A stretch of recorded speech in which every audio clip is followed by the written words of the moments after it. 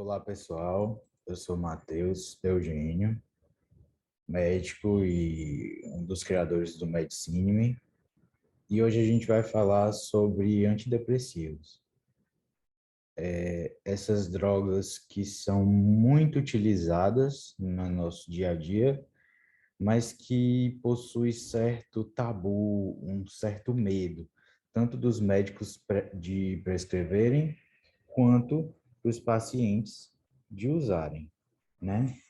Então, a nossa ideia é falar um pouco deles e também falar um pouco do mecanismo de ação e de cada um deles para simplificar o uso na sua prática clínica.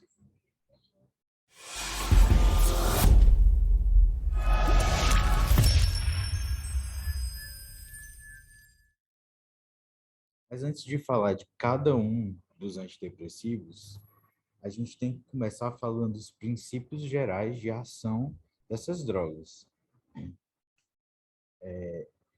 Como a bibliografia que a gente está usando é o Stahl, ele começa trazendo alguns conceitos, né, que vão ser muito usados e que precisa que o prescritor dessas drogas tenha em mente, né? Ele mostra 5 conceitos que são de extrema importância para classificar o estágio que o paciente está. A resposta, a remissão, a recuperação, a recidiva e a recorrência. A resposta é quando o tratamento produz a melhora de pelo menos 50% dos sintomas. Já a remissão, o tratamento produz a melhora de quase 100% dos sintomas. Quase 100% porque vão existir alguns sintomas residuais. A recuperação é quando a remissão ela é mantida por pelo menos 6 meses. Recidiva, quando os sintomas retornam antes da remissão completa ou dentro dos primeiros 6 meses após a remissão. E a recorrência, os sintomas retornam após a recuperação. Como, por exemplo, na depressão recorrente, que o DSM classifica como recorrente se ela acontecer de 3 a 4 episódios na vida do paciente, certo?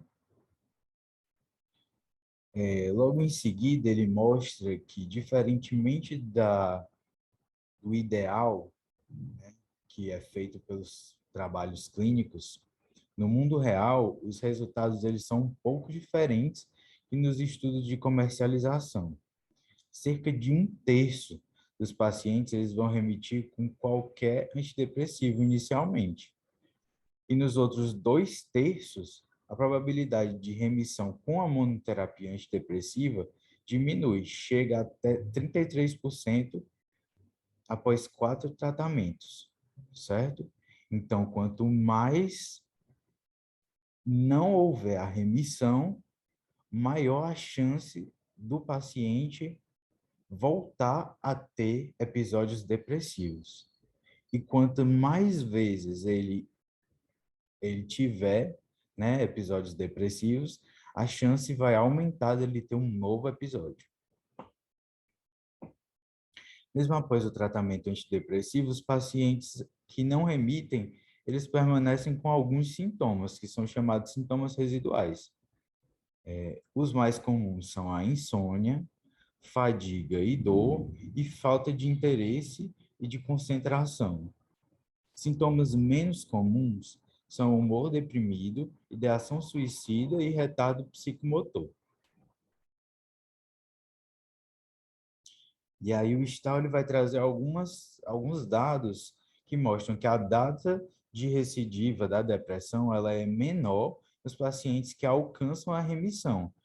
Por isso que o objetivo do tratamento da depressão é que ocorra a remissão completa dos sintomas e não parcial, como é visto em outros transtornos, como a esquizofrenia, que uma melhora parcial já é suficiente, já está, assim, dentro do esperado, né? Na depressão, é esperado que os sintomas recorram totalmente. Ele também mostra que quanto mais antidepressivos forem necessários para o tratamento, mais provável o paciente recidivar. Então, a natureza protetora dessa remissão, ela praticamente desaparece quando existem 4 ou mais tratamentos necessários para poder alcançar. Ele também mostra que nos adultos entre 25 e 64 anos, existe uma melhor chance de obter uma resposta. E eles apresentam uma maior tolerabilidade aos antidepressivos. Diferente dos 19 aos 24 anos, que foi observado um maior risco de suicídio e a resposta é menor. Em crianças e adolescentes, os dados são limitados, por isso não possui essa razão de risco-benefício.